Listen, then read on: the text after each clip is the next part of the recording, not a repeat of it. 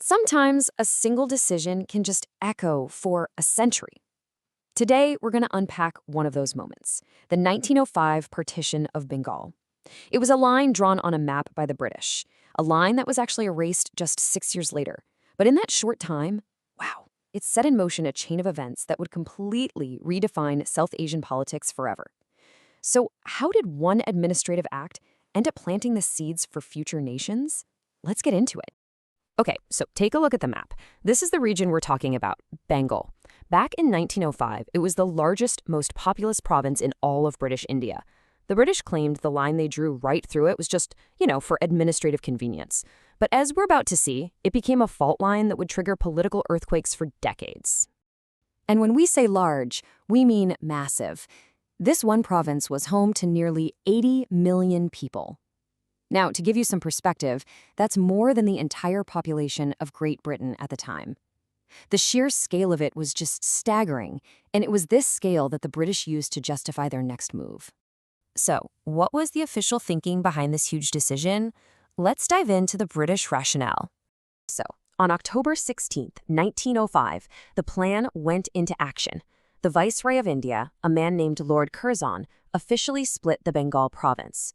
On paper, it was pretty simple. Just divide one massive territory into two more manageable pieces. Now, if you asked them, the official reason was simple: efficiency. The British government argued that a single administration just couldn't effectively govern a region of this size. But as we're about to find out, the consequences went way beyond paperwork and making things tidy. All right, let's get to the most immediate impact and really the heart of the whole issue: the demographic shift this partition caused. Before 1905, Bengal's population was really diverse. Check out the numbers here. There was a Hindu majority, sure, at just over 53%, but there was also a huge Muslim population of nearly 45%. This delicate balance was about to be completely thrown out of whack. And this is how. The partition completely re-engineered the demographics. All of a sudden, you've got two very different provinces, one with a clear Muslim majority in the east, and another with a dominant Hindu majority in the west. See, this wasn't just drawing a line on a map. It was about creating religious majorities where before there had been a mix. The reaction was immediate, and it was totally polarized. For a lot of Muslims, this new province represented a real promise, a chance for greater political influence and opportunity.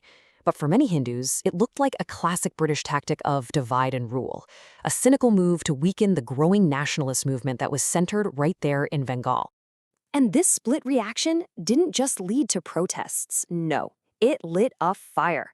It kicked off a chain reaction of organized political movements that would go on to shape the future of the subcontinent. The political fallout was incredibly fast. I mean, just look at this timeline. Within a single year of the partition, you see something called the Shimla Deputation and then the creation of the All India Muslim League. And just 3 years after that, boom, the British government formalized these new divisions into law. So let's break down how this all happened. Okay, so let's zoom in on that first event, the Shimla Deputation. In October 1906, a group of prominent Muslim leaders met with the Viceroy, Lord Minto. Their key demand was something called separate electorates. Now, what that means is that in future elections, only Muslims could vote for Muslim candidates. It would basically create a separate political track for the community. And here's the crucial part: Lord Minto accepted the idea. This was a massive turning point. The success of this single meeting was like a light bulb going off. It proved that organized, direct negotiation with the British could actually work. And it sent a clear message. To protect these new gains, they needed a permanent political body. And so, just 2 months later, in Dhaka, the capital of that new Muslim-majority province, the All India Muslim League was born. Its goals were crystal clear: protect Muslim rights, work with the British, and make sure those separate electorates became a permanent thing. And 3 years later, those goals were literally written into law. The Minto-Morley reforms made it official. By granting separate electorates, the British legally recognized Muslims as a distinct political community. The line drawn on the map in 1905 was now becoming a line etched into the very political structure of India. But while this whole new political reality was taking shape, the opposition to the partition itself had never stopped. The pressure on the British was just immense.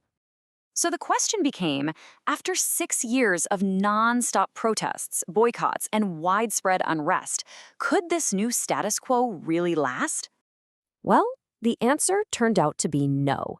On December 12th, 1911, during this massive imperial ceremony called the Delhi Durbar, King George V himself made a stunning announcement. Bengal would be reunified. The partition was over. So why the complete 180? Well, there were a few key reasons. First, the Hindu-led protests were just relentless, especially something called the Swadeshi Movement, which encouraged boycotting British goods, and that really hit the British economically.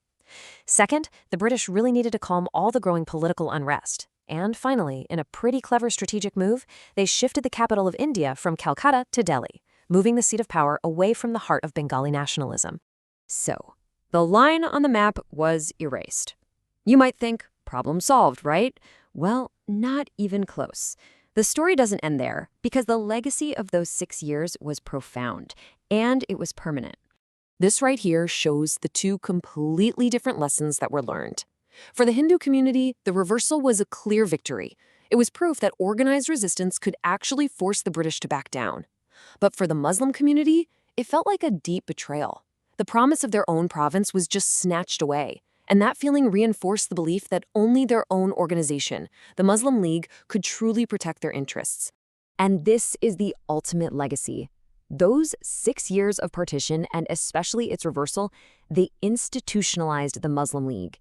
It went from being a brand new organization to an absolutely essential one in the eyes of many of its followers. And that set it on a path to becoming the major political force that would, decades later, demand a separate nation, Pakistan.